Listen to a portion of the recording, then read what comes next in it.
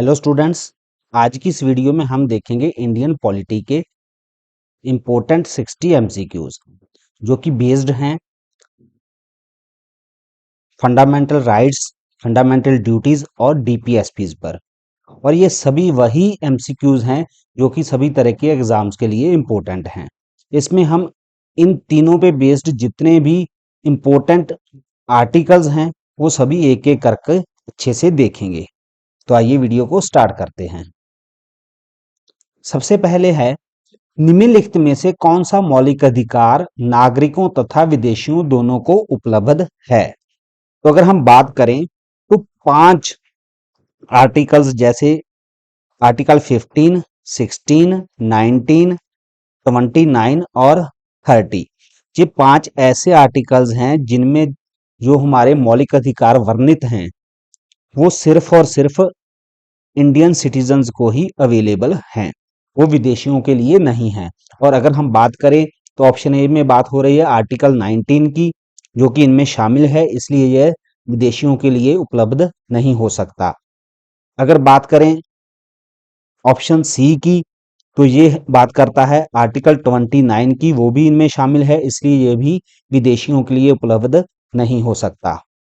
अगर बात करें ऑप्शन डी की, तो फ्रीडम टू फॉर्म एसोसिएशन, ये भी आर्टिकल 19 के अंतर्गत ही आता है, इसलिए ये भी विदेशियों के लिए उपलब्ध नहीं होगा। तो हमारा आंसर क्या बन जाएगा? आंसर बन जाएगा option B, equality before law under article 14, जो कि विदेशियों और भारतीय नागरिक दोनों के लिए अवेलेबल है। आगे है, डॉक्टर बी आर अम्बेडकर ने किस अनुच्छेद को संविधान की आत्मा तथा हृदय कहा था। तो ये बात डॉक्टर अम्बेडकर ने बोली थी आर्टिकल 32 के लिए। आंसर है ऑप्शन डी। हम बात करें आर्टिकल 32 की,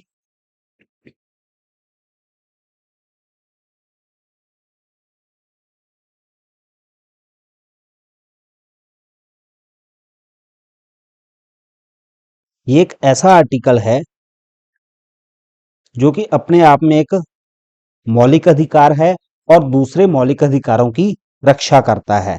जब हम बात करते हैं मौलिक अधिकारों की इन्फोर्समेंट की, तो अगर किसी भी तरह से हमारे किसी मौलिक अधिकार का उल्लंघन होता है तो इस आर्टिकल के अंतर्गत हम सीधे सुप्रीम कोर्ट में जा सकते हैं।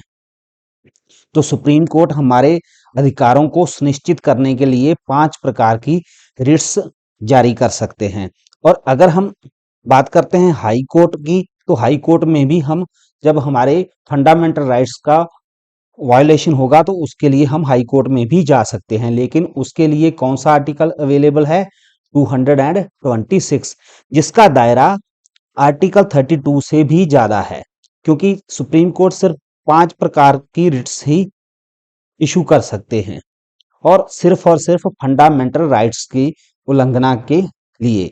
लेकिन जो हाई कोर्ट्स हैं वो अन्य जो मैटर्स हैं उनके लिए भी रिट्स इशू कर सकते हैं। इसीलिए ये आर्टिकल इतना इंपॉर्टेंट है, इसलिए डॉक्टर अंबेडकर ने इसको heart and soul of the constitution बोला है। और इसी को राइट टू कॉन्स्टिट्यूशनल रेमेडीज भी बोला जाता है, संवैधानिक उपचारों का अधिकार।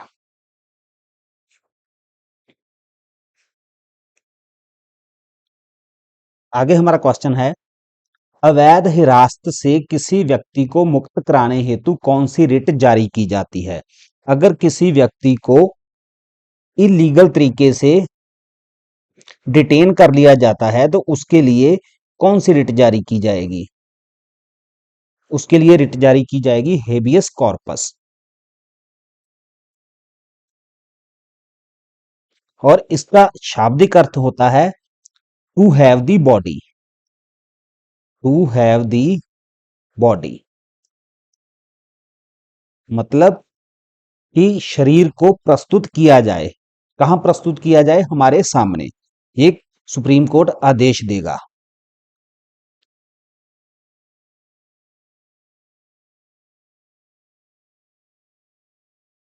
आगे है, अनटचेबिलिटी का उन्मूलन किस अनुच्छेद द्वारा किया गया था?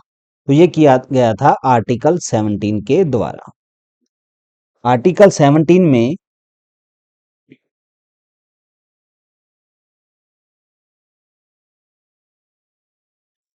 ये घोषणा की गई है कि अस्पृश्यता का अंत किया जाता है और किसी भी रूप में इसका पालन दंडनीय अपराध होगा। और इसी आर्टिकल के अंतर्गत दो कानून, अनटचेबिलिटी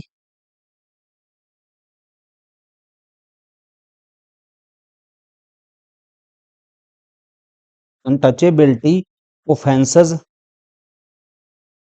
एक्ट 1955 और बाद में protection of civil rights, protection of civil rights act 1976 pass किए गए हैं।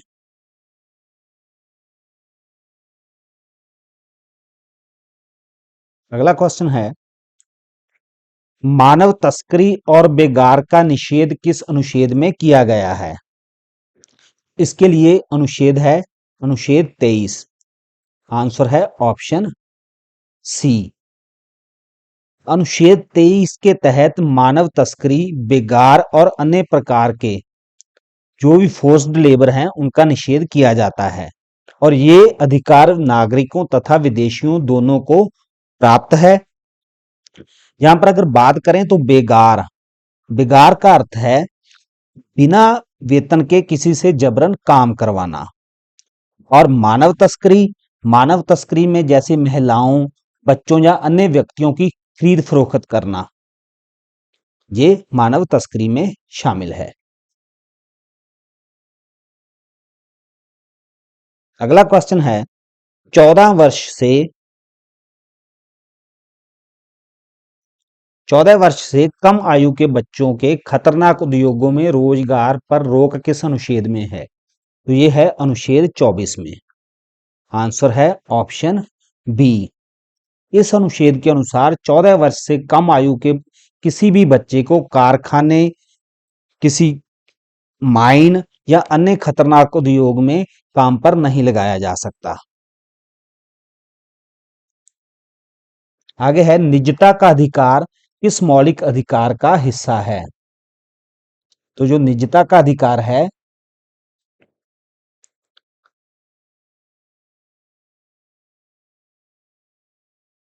ये आर्टिकल 21 का हिस्सा है, इसके अंतर्गत आता है। आर्टिकल 21 किसके लिए है? Life and personal liberty, life and personal liberty. और 2017 में एक हिस्टोरिकल जो डिसीजन दिया था सुप्रीम कोर्ट में, जिसको हम बोलते हैं justice KS. Puttaswamy versus union of India case. इस केस के अंतर्गत सुप्रीम कोर्ट ने निजता के अधिकार को मौलिक अधिकार माना है। अनुच्छेद 21 का दायरा बहुत व्यापक है। इसके अंतर्गत गरिमापूर्ण जीवन, स्वच्छ पर्यावरण, कानूनी सहायता और निजता का अधिकार इसी में शामिल होते हैं। आगे है, निम्नलिखित में से कौन सा अधिकार केवल भारतीय नागरिकों को उपलब्ध है? और अगर बात करें तो जो ऑप्शन सी है, freedom of speech and expression, ये सिर्फ और सिर्फ भारतीय नागरिकों को उपलब्ध है, ये फॉरेनर्स के लिए नहीं है। और ये कौन से आर्टिकल में इसका वर्णन है? 19 clause 1 and sub clause A.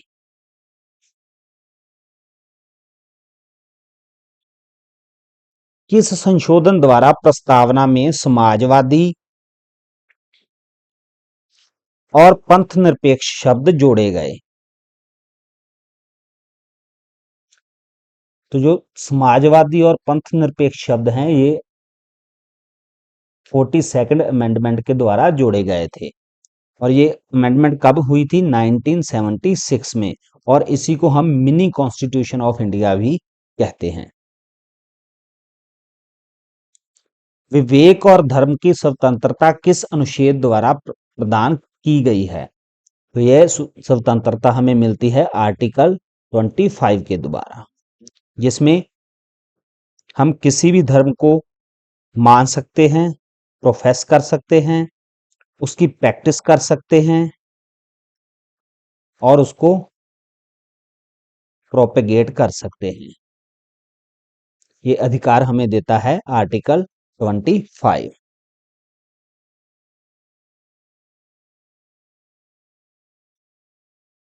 किसी विशेष धर्म के प्रचार हेतु कर लगाने पर रोक किस अनुच्छेद में है? तो ये व्यवस्था करता है आर्टिकल 27। किसी भी व्यक्ति से किसी विशेष धर्म के प्रचार के लिए टैक्स नहीं लिया जा सकता, ये इसमें वर्णित है। अगला क्वेश्चन है, राज्य निधि से पूर्णतः संचालित शिक्षण संस्थानों में धार्मिक शिक्षा पर रोक किस अनुच्छेद के अंतर्गत है? तो यह है अनुच्छेद 28 के अंतर्गत। ऑप्शन है, आंसर है ऑप्शन बी।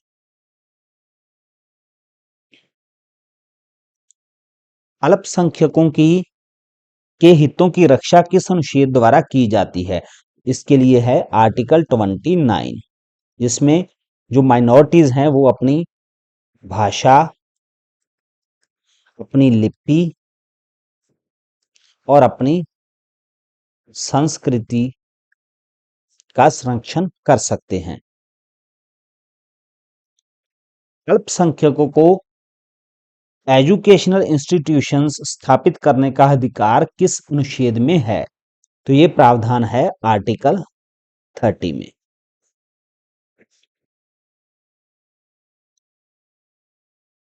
सशस्त्र बलों के मौलिक अधिकारों में संशोधन करने की शक्ति संसद को किस अनुच्छेद के द्वारा दी गई है? तो यह शक्ति दी गई है आर्टिकल 33 के द्वारा। आंसर है ऑप्शन बी।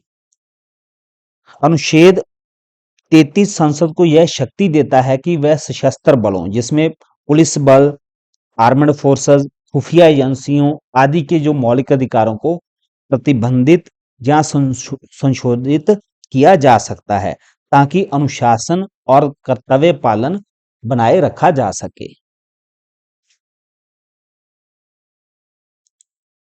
संविधान के किस भाग में राज्य के नीति निर्देशक तत्व दिए गए हैं? ये दिए गए हैं भाग 4 में। आंसर है ऑप्शन बी। और कौन कौन से आर्टिकल्स इनमें शामिल हैं? आर्टिकल 36 से लेकर 51 तक।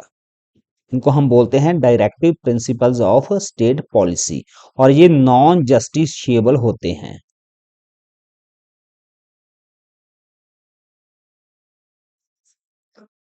इसका मतलब यह है कि इनके उल्लंघन पर हम अदालत में नहीं जा सकते, और इन्हें हमने आयरलैंड के कॉन्स्टिट्यूशन से बोरो किया है। इनका मुख्य उद्देश्य सामाजिक, आर्थिक और राजनीतिक न्याय पर आधारित एक वेलफेयर स्टेट की स्थापना करना है।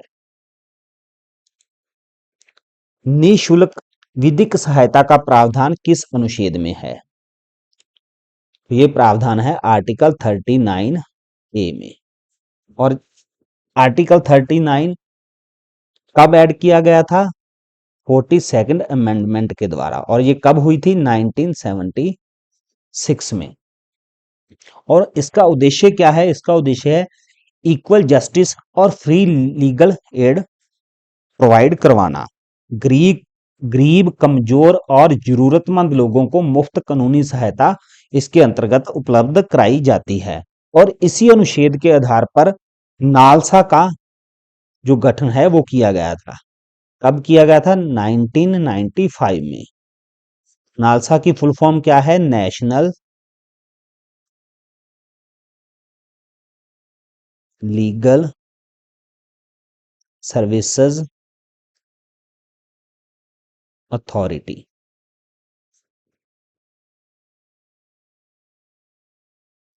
न्याय संगत एवं मानवीय कार्य दशाओं तथा प्रसूति सहायता का प्रावधान किस अनुच्छेद में है? तो ये प्रावधान है अनुच्छेद 42 में। आंसर है ऑप्शन बी। इस अनुच्छेद के अंतर्गत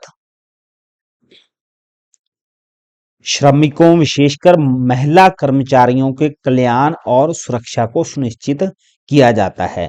और इसी के आधार पर जो maternity benefit act, maternity benefit act 1961 की स्थापना की गई थी। मौलिक कर्तव्य किस संवैधानिक संशोधन द्वारा जोड़े गए? तो मौलिक कर्तव्य जोड़े गए थे 42nd अमेंडमेंट के द्वारा। ये कब हुई थी? 1976 में। और कौन सी जो हमारी इसके लिए जो रिकमेंडेशन थी वो कौन सी कमेटी ने दी थी?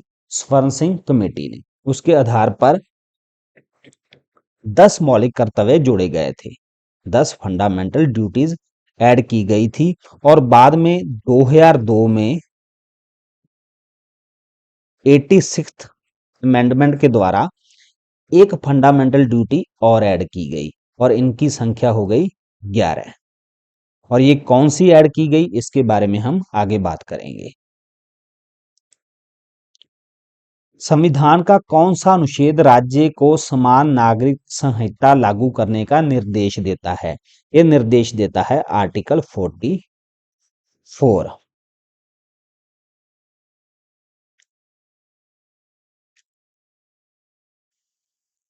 समान नागरिक संहिता का जो संबंध है वो विवाह, तलाक, उत्तराधिकार, गोद लेना आदि जो व्यक्तिगत कानून है, हमारे पर्सनल लॉज हैं, उनसे इनका संबंध है। हम गोवा को अक्सर भारत में यूनिफॉर्म सिविल कोड का उदाहरण मानते हैं क्योंकि वहां एक समान सिविल कानून व्यवस्था लागू है। 6 वर्ष से कम आयु के बच्चों के लिए प्रारंभिक बाल देखभाल और शिक्षा का प्रावधान किस अनुच्छेद में है? तो ये प्रावधान है आर्टिकल 45 में। आंसर है ऑप्शन बी।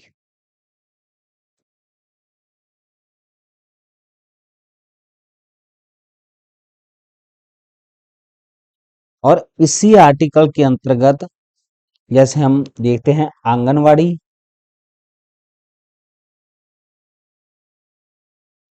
और ICDS integrated child development services, जो ऐसी योजनाएं हैं, ये इसी आर्टिकल की जो संवैधानिक भावना है उसको सुनिश्चित करने के लिए की गई है। लोक स्वास्थ्य में सुधार और नशीले पेयों पर प्रतिबंध लगाने का निर्देश किस अनुच्छेद में दिया गया है? तो ये दिया गया है आर्टिकल 27 में। आंसर है ऑप्शन बी। यह आर्टिकल राज्य को निर्देश देता है कि वह जनता के पोषण सत्र यानी कि न्यूट्रिशन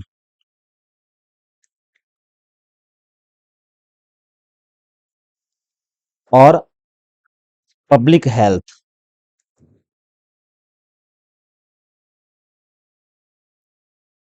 में सुधार करे तथा जो स्वास्थ्य के लिए जो हानिकारक नशीले और मादक पदार्थ हैं उनके सेवन पर प्रतिबंध लगाने का प्रयास करे। कृषि और पशुपालन के संगठन से संबंधित अनुच्छेद कौन सा है?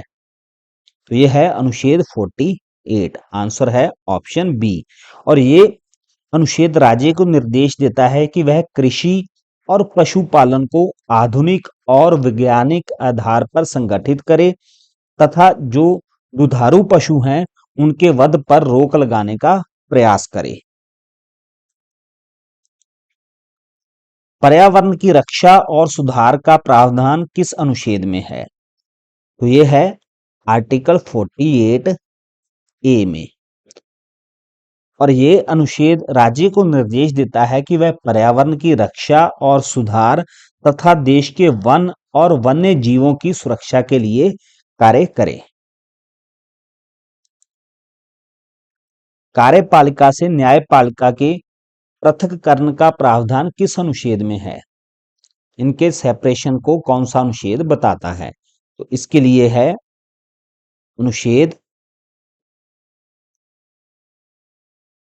50। आंसर है ऑप्शन सी। ये अनुच्छेद राज्य को निर्देश देता है कि वह लोक सेवाओं में न्यायपालिका को कार्यपालिका से सेपरेट करने के लिए कदम उठाए और इसका जो उद्देश्य है वो इंडिपेंडेंस ऑफ जुडिशियरी को सुनिश्चित करना है। Independence of judiciary.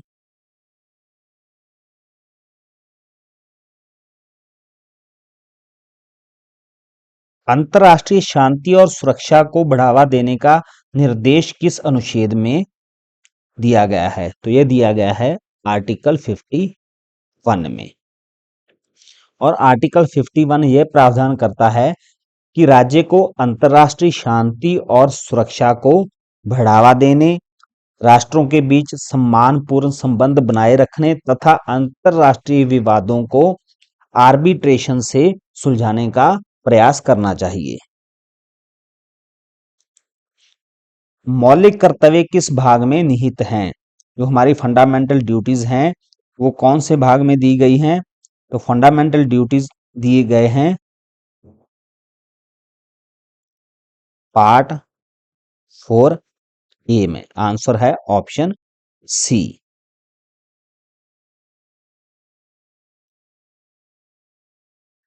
और कितनी फंडामेंटल ड्यूटीज हैं? पहले थी 10 और बाद में एक और ऐड हो गई, अब हो गई इनकी गिनती 11। मौलिक कर्तव्यों को शामिल करने की सिफारिश किस समिति ने की थी? ये मैं आपको पहले बता चुका हूं, स्वर्ण सिंह समिति ने। आंसर है option B.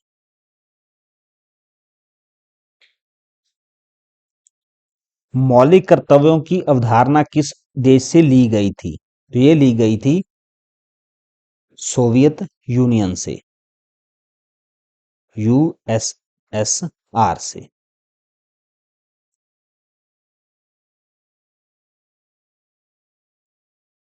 Eighty sixth constitutional amendment के द्वारा कौन सा मौलिक कर्तव्य जोड़ा गया? तो कौन सी फंडामेंटल ड्यूटी ऐड की गई थी? 6 वर्ष से 14 वर्ष के बच्चों को शिक्षा के अवसर प्रदान कराना। और इसके लिए कौन सा अनुच्छेद ऐड किया गया था?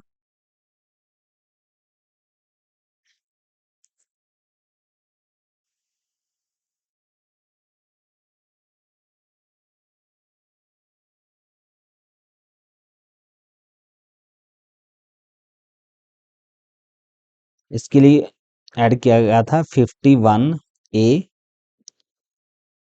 क्लॉज के।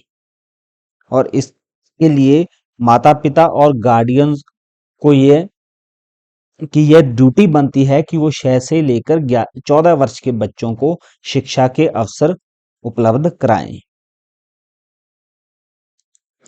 निम्नलिखित में से कौन सा मौलिक कर्तव्य नहीं है? इनमें से कौन सा वो है जो मौलिक कर्तव्यों की श्रेणी में नहीं आता? तो वो है टू वोट इन इलेक्शंस। ये हमारी फंडामेंटल ड्यूटीज में शामिल नहीं है। सो आंसर हो जाएगा ऑप्शन ए। ये तीनों उनमें शामिल हैं। सार्वजनिक संपत्ति की रक्षा करना, वैज्ञानिक दृष्टिकोण को विकसित करना, पर्यावरण की रक्षा करनी।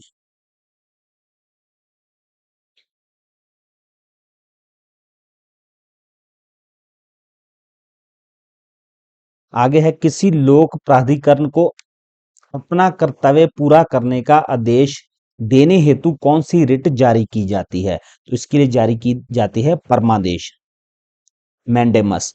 आंसर है ऑप्शन सी। और इसका शाब्दिक अर्थ होता है we command, we command. We कौन? जुडिशियरी, यानी कि सुप्रीम कोर्ट और हाई कोर्ट्स। और ये रिट लोक अधिकारी, निगम, न्यायाधिकरण या सरकारी संस्था के विरुद्ध जारी की जा सकती है।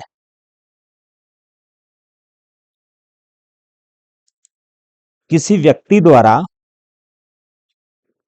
अवैध रूप से सार्वजनिक पद धारण करने पर कौन सी रिट जारी की जाती है? तो इसके लिए जारी की जाती है ऑप्शन बी, क्यो warranto.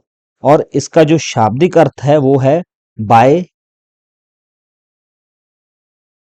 What authority, by what authority, किस अधिकार से। और यह रिट तब जारी की जाती है जब कोई व्यक्ति बिना वैधानिक अधिकार यानी कि लीगल अथॉरिटी के किसी पब्लिक ऑफिस पर बैठा हो और न्यायालय उससे पूछता है किस अधिकार से तुम यह पद धारण कर रहे हो, तब बोला जाता है बाय व्हाट अथॉरिटी। निम्न न्यायालय को कार्रवाई जारी रखने से रोकने हेतु कौन सी रिट जारी की जाती है? अगर किसी अधीनस्थ न्यायालय में कोई केस, कोई ट्रायल चल रहा है और उसको रोकने के लिए कौन सी रिट जारी की जाएगी? तो वो जारी की जाती है प्रोहिबिशन। आंसर है ऑप्शन सी। निम्न न्यायालय के आदेश को निरस्त करने के लिए, उनको क्वैश करने के लिए, जो सबॉर्डिनेट कोर्ट्स हैं उनके जो ऑर्डर्स हैं उनको निरस्त करने के लिए कौन सी रिट जारी की जाती है? तो इसके लिए जारी की जाती है ऑप्शन ए, सर्श्योरी।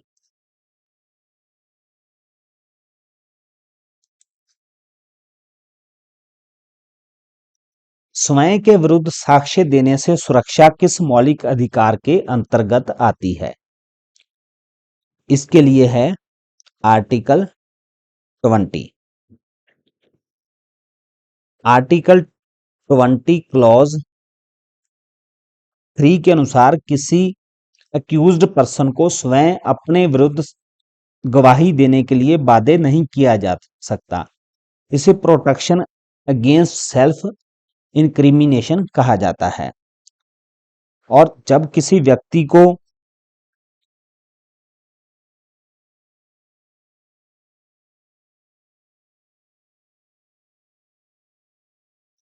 और एक बात इसमें और ऐड करनी है कि अनुच्छेद 20 को राष्ट्रीय आपातकाल के दौरान भी निलंबित नहीं किया जा सकता। मनमानी गिरफ्तारी और निरुद्धीकरण यानी कि डिटेंशन के से सुरक्षा किस अनुच्छेद में दी गई है? इसके लिए है अनुच्छेद 22, आर्टिकल 22। आंसर है ऑप्शन सी। अनुच्छेद 22 व्यक्तियों को मनमानी गिरफ्तारी और डिटेंशन के विरुद्ध सुरक्षा प्रदान करता है। ये गिरफ्तार व्यक्ति के कुछ महत्वपूर्ण अधिकारों की गारंटी देता है। कौन कौन से अधिकार हैं? कि गिरफ्तार व्यक्ति को गिरफ्तारी के कारणों की जानकारी लेने का अधिकार है। उसको जानकारी दी जाएगी कि उसको किस जुर्म में गिरफ्तार किया जा रहा है। दूसरा, वह अपनी पसंद के वकील से परामर्श कर सकता है और उसको अपना बचाव करने का पूरा अधिकार प्राप्त है। और जो गिरफ्तार व्यक्ति है उसको 24 घंटे के भीतर मजिस्ट्रेट के सामने पेश करना अनिवार्य है। निम्नलिखित में से किस मौलिक अधिकार को 44th कॉन्स्टिट्यूशनल अमेंडमेंट के द्वारा भाग 3 से हटाकर एक कानूनी अधिकार बना दिया गया? तो यह था राइट टू प्रॉपर्टी। आंसर है ऑप्शन सी। ये पहले एक फंडामेंटल राइट था, अब ये एक लीगल राइट है।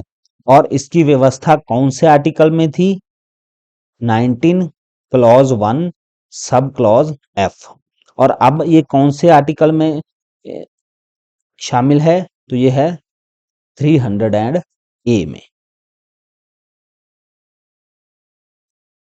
कौन सा अनुच्छेद यह प्रावधान करता है कि किसी व्यक्ति को विधि द्वारा स्थापित प्रक्रिया के अतिरिक्त उसके जीवन या व्यक्तिगत स्वतंत्रता से वंचित नहीं किया जा सकता? किसी से उसकी पर्सनल लिबर्टी और उसकी लाइफ नहीं छीनी जा सकती, सिर्फ और सिर्फ जो वैधानिक प्रक्रिया है उसके द्वारा ही छीन सकते हैं, उसके अलावा नहीं। तो यह प्रावधान करता है आर्टिकल 21।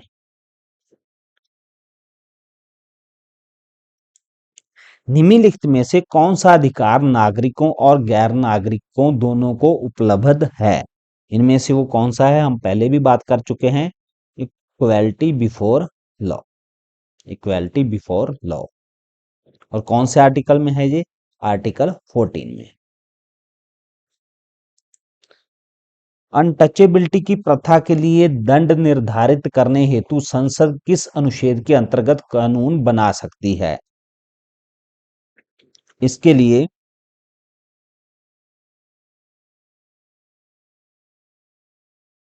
संसद बना सकती है आर्टिकल 35 के अंतर्गत कानून। और सिर्फ संसद ही बना सकती है, कोई भी राज्य विधानमंडल इसके लिए कानून नहीं बना सकता। निम्नलिखित में से कौन सा नीति निर्देशक तत्व गांधीवादी विचारधारा पर आधारित है?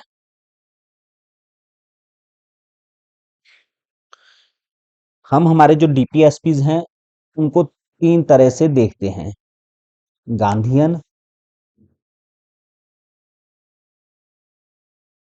लिबरल और सोशलिस्ट। ये कोई ऑफिशियल वर्गीकरण नहीं है, ये ऐसे ही बना दिया गया है इनकी विचारधारा को देखते हुए, इनकी भावना को देखते हुए। तो अगर यहाँ पर हम बात करें तो जो गांधीवादी विचारधारा पर कौन सा आधारित है, वो है ग्राम पंचायतों का संगठन करना, जो कि आर्टिकल 40 में दिया गया है। अगर बात करें समान कार्य के लिए समान वेतन, तो ये एक सोशलिस्ट प्रिंसिपल है। यूनिफॉर्म सिविल कोड, ये एक लिबरल प्रिंसिपल है। और फ्री लीगल एड, ये भी एक सोशलिस्ट प्रिंसिपल है। निम्नलिखित में से कौन सा नीति निर्देशक तत्व समाजवादी सिद्धांत है? तो सोशलिस्ट इनमें से कौन है? सोशलिस्ट है equal justice and free legal aid. Answer है ऑप्शन बी। किस संवैधानिक अनुच्छेद के द्वारा, किस संवैधानिक संशोधन के द्वारा अनुच्छेद 39 से जोड़ा गया? अनुच्छेद 39 से जोड़ा गया था कॉन्स्टिट्यूशनल अमेंडमेंट 42 के द्वारा। कब हुई थी? 1976 में। उद्योगों के प्रबंधन में श्रमिकों की भागीदारी का प्रावधान किस अनुच्छेद में है? इसके लिए है अनुच्छेद 43A। आंसर है ऑप्शन सी। और ये अनुच्छेद राज्य को निर्देश देता है कि वह उद्योगों, प्रतिष्ठानों और अन्य उपकरणों के प्रबंधन में श्रमिकों की भागीदारी सुनिश्चित करने के लिए कदम उठाए। प्राकृतिक पर्यावरण की रक्षा और सुधार करने का कर्तव्य किस मौलिक कर्तव्य में वर्णित है? कौन सी फंडामेंटल ड्यूटी में है?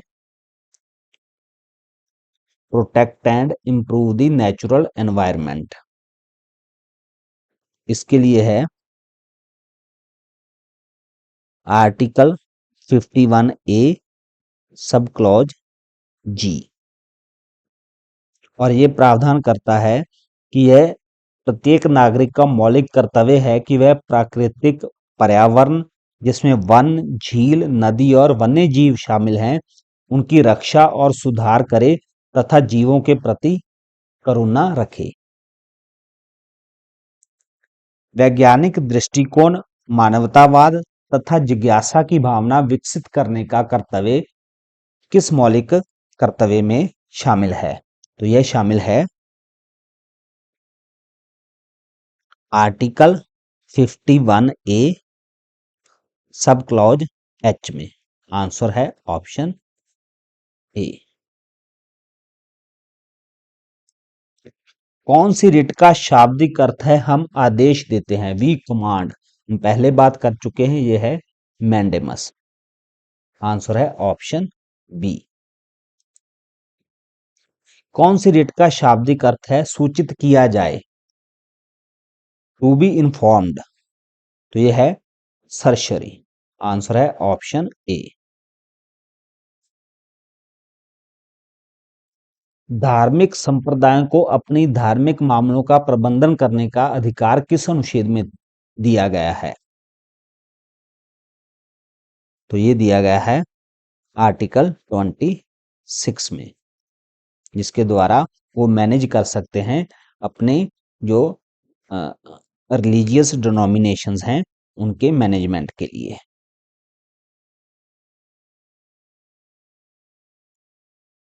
सैन्य और शैक्षणिक उपाधियों को छोड़कर अन्य उपाधियों का अनुमूलन किस अनुच्छेद में किया गया है? तो ये किया गया है आर्टिकल 18 में। आंसर है ऑप्शन सी।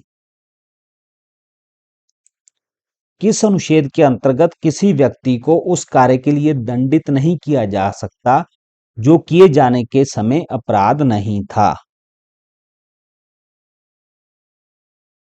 वो है आर्टिकल 20 क्लॉज 1। यदि आज कोई नया कानून बनता है जो किसी कार्य को आज दंड की श्रेणी में शामिल कर देता है, लेकिन जब वो कार्य किसी व्यक्ति के द्वारा किया गया था तब वो दंड नहीं माना जाता था, इसके लिए किसी व्यक्ति को पनिशमेंट नहीं दी जा सकती अगर उसने वो दंड की श्रेणी में शामिल होने से पहले वो कार्य किया है। स्टूडेंट्स, मुझे उम्मीद है कि ये वीडियो आपके लिए बहुत बेनिफिशियल रहेगा आपके एग्जाम्स की तैयारी के लिए। तो ऐसी वीडियोस को देखने के लिए आप मेरे चैनल को सब्सक्राइब कर लें और इस वीडियो को लाइक करना ना भूलना।